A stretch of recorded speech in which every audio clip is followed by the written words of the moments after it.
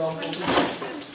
Mas, a gente viu, para as estruturas mecânicas, tração, compressão e agora estamos vendo a flexão. Depois a gente vai repetir tudo isso para a madeira. Como o vento é o mesmo, a gente não precisa rever o vento. Ações de segurança é a mesma coisa, não preciso rever. Então a gente já entra na madeira com dimensionamento de base tracionada, comprimidos e fletidos. MRD é igual a MRK dividido por 1.1. Alguma novidade nessa equação, pessoal? Nenhuma. Momento característico, o momento de cálculo, o momento existente de cálculo é o momento característico dividido por um coeficiente de segurança. A diferença, pessoal, ela acontece a partir daqui. Na flexão, eu preciso verificar basicamente 5 situações distintas. Eu preciso verificar se a minha peça sofre instabilidade lateral com torção ou flambagem lateral com torção, que é o material que eu enviei para vocês. É uma verificação que a gente chama de FLT. Eu vou pedir para vocês prestarem atenção e depois vocês procuram. Vou ser bem breve. Só para a gente tentar assimilar alguma coisa nessa introdução. Eu preciso verificar o que vocês já sabem fazer, que é instabilidade local da alma. Já sabemos fazer? Já sabemos fazer. Estabilidade local da mesa. Já sabemos fazer? Já sabemos fazer. Eu preciso verificar o cisalhamento e, por fim, na tração e na compressão, o meu estado limite de serviço ou estado limite de utilização estava sendo garantido pelo índice de VLTs limite, 200 ou 240 e 300. Na flexão, quem vai definir o meu estado limite de serviço é a tabela da NBR 8800 que diz quanto que a nossa viga pode deformar. Então, se a gente olhar e tirar o forro e observar uma viga metálica com uma deformação excessiva, ela não vai estar atingindo o estado limite de serviço. Esses valores são prescritos na NBR 8800. Tá? Então, são essas 5 verificações. FLT, flambagem lateral com torção ou instabilidade lateral com torção, flambagem lateral da mesa ou instabilidade lateral da mesa, flambagem lateral da alma ou instabilidade lateral da alma. E aí a gente entra no emaranhado de formas, pessoal, que são formas que elas existem para ser consultadas. A gente não precisa memorizar nada do que está aqui. O que eu quero que a gente entenda ou assimile nessa introdução, primeiro é que eu preciso fazer 5 verificações, e dessas 3 aqui, ó, FLT, FLM e FLA, a menor delas, o menor MRK ou o menor MRD é o momento existente. Tudo bem? Quando na tração a gente fazia escoamento da seção bruta e a ruptura da área líquida efetiva, eu pegava o menor dos 2, agora eu vou pegar o menor dos 3. E o MRK, ele pode ter equações diferentes, pessoal. Se o meu lambda for menor ou igual a lambda P, MRK é igual ao momento de classificação, eu não quero entrar muito nessas formulações. O que eu quero que vocês assimilem é o seguinte: eu não tenho um MRK, como a gente tinha anteriormente. O meu MRK vai ser função do meu índice de VLTs. Se ele está nesse intervalo, vai ser do momento de classificação, que é igual a ZFY. Se ele é maior do que o meu lambda P, menor do que o meu lambda R, eu entro nessa segunda equação.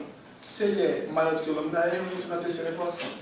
Um conceito que eu gostaria que nós tivéssemos na aula de hoje é o seguinte: quando eu estou nesse intervalo, lambda menor que lambda P, eu digo que a minha seção é uma seção compacta. Quando eu estou no intervalo de lambda P a lambda R, eu estou numa seção semi-compacta.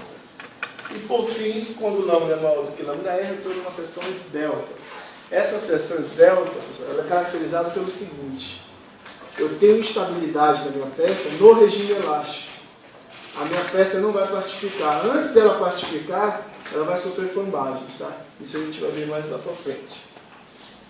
Observe que eu, de novo, tenho esse intervalo. Dependendo do lambda, eu vou ter um momento diferente. Aqui eu já adiantei algumas equações para vocês, tá? E o que eu queria chamar a atenção na aula de hoje é que, se a gente olhar a figura que eu passei para vocês,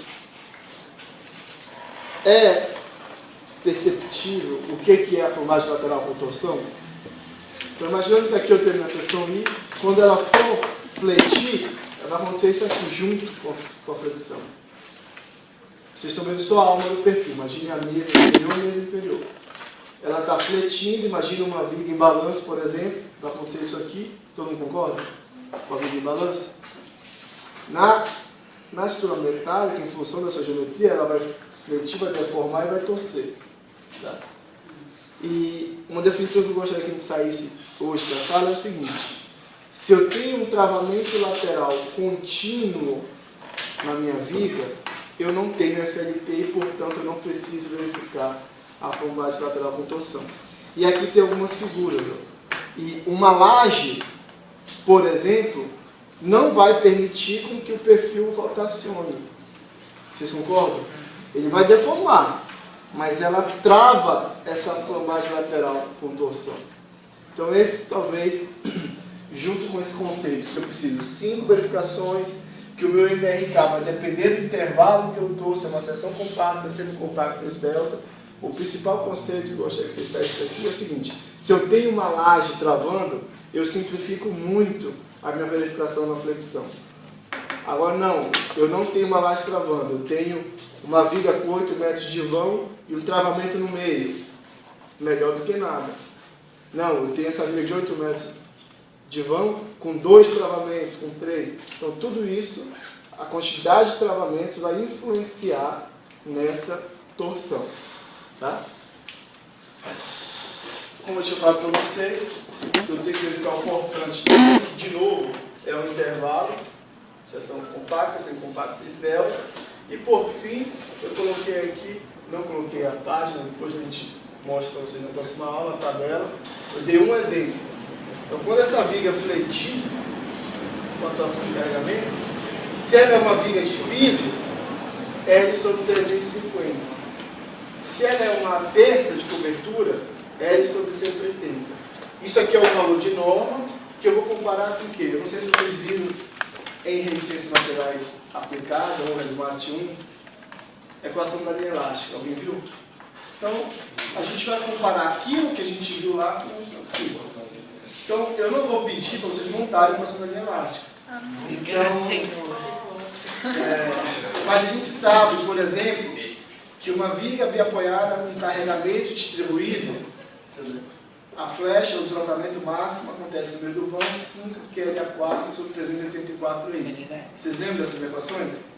Então, a gente não precisa memorizar, a gente vai consultar. Eu só estou querendo dizer para vocês o seguinte: o que eu comparo com isso aqui?